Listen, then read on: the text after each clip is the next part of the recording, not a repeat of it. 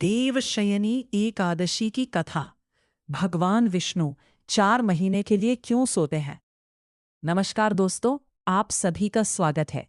आज हम जानेंगे देवशयनी एकादशी का महत्व, इसकी पौराणिक कथा और इस दिन व्रत करने से मिलने वाले पुण्य के बारे में।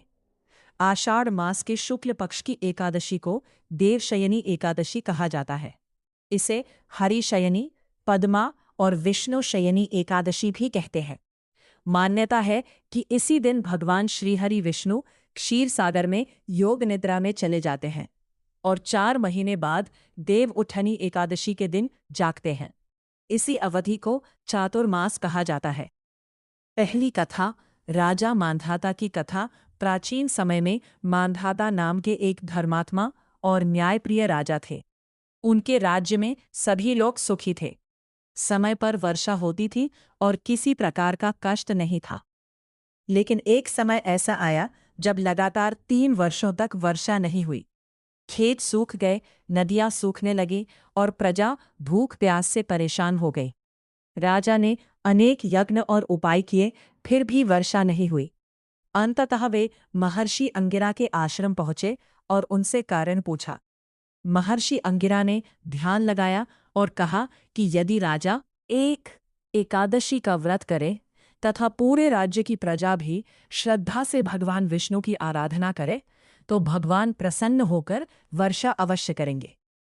राजा ने पूरे राज्य में देवशयनी एकादशी का व्रत कराया। सभी लोगों ने भगवान विष्णु की पूजा की, दान किया और रात्रि में भजन कीर्तन किया। भगवान श्रीहरि प्रसन्न हुए। शीघ्र ही घने बादल छा गए और मूसलाधार वर्षा होने लगी। राज्य फिर से हरा भरा हो गया और लोगों के जीवन में सुख समृद्धि लौट आई। इस प्रकार देवशयनी एकादशी के व्रत का महत्व पूरे संसार में प्रसिद्ध हो गया।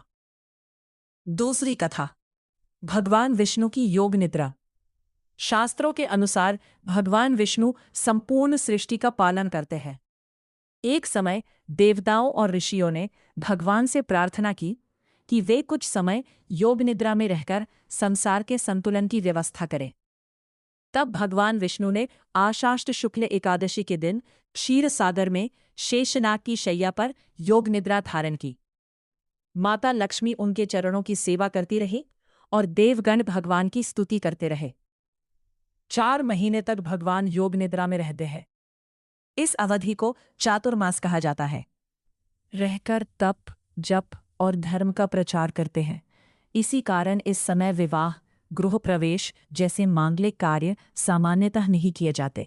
कार्तिक शुक्ल एकादशी, जिसे देवउठनी एकादशी कहते हैं, उस दिन भगवान विष्णु जागते हैं और फिर सभी शुभ कार्य आरंभ हो जाते हैं।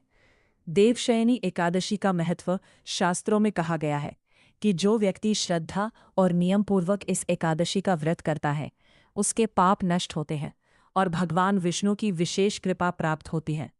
इस दिन भगवान विष्णु, माता लक्ष्मी और तुलसी जी की पूजा करनी चाहिए। ओम नमो भगवते वासुदेवाय मंत्र का जप करना अत्यंत शुभ माना जाता है। गरीबों को अन्न, वस्त्र और जल का दान करना भी विशेष फलदायी माना गया है। समापन तो दोस्तों यही है देवशयनी एकादशी की पवित्र कथा और इसका आध्यात्मिक महत्व। यदि आपको यह कथा पसंद आई हो तो इसे अपने परिवार और मित्रों के साथ अवश्य साझा करें ताकि अधिक से अधिक लोग भगवान श्रीहरि विष्णु की महिमा को जान सकें। जय श्री हरि विष्णु, जय लक्ष्मी नारायण।